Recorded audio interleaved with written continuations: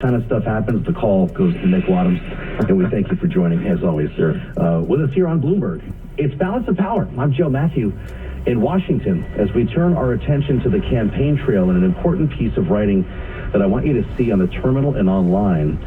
And it comes from none other than Matt Winkler, our editor-in-chief emeritus, as we look specifically to Nevada for the contours of this campaign that are unfolding before our eyes. Nevada's swing state prosperity is no fluke, is the headline by Matthew Winkler, and he joins us right now from World Headquarters in New York. Mr. Winkler, it's always a pleasure to have you on the broadcast here because we're talking about Nevada and the other 6 or 7 or so swing states that are going to decide this election every day around here. And when we see your fingerprints on it, it's important to us. With 3.2 million people, as you write, and 6 electoral college votes, Silver State outperformed the U.S. for the first time in its 160-year history since Biden entered the White House in 2021 by the combination of a record of manufacturing jobs and an increase in non-farm payrolls.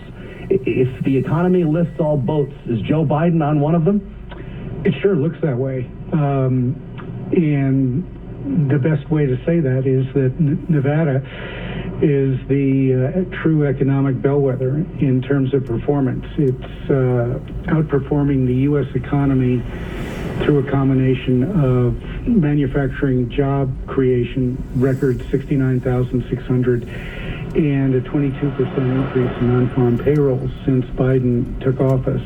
That has never happened before in the 160-year history of Nevada. What do you make of polls? And we've got our own. We've got Siena College out. Just last week, we talked to Don Levy from Siena, showing Joe Biden with quite a deficit here. But we've also got a long way to go. Yeah, I mean, look, polls are a snapshot. They're a perception. And where I come from in journalism, it's called follow the facts.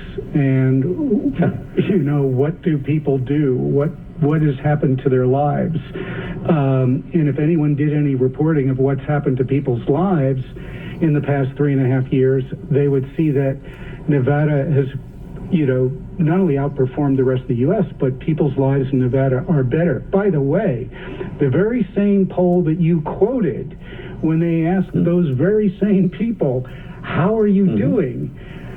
Almost 75% of them say they're very satisfied with where they are. So that tells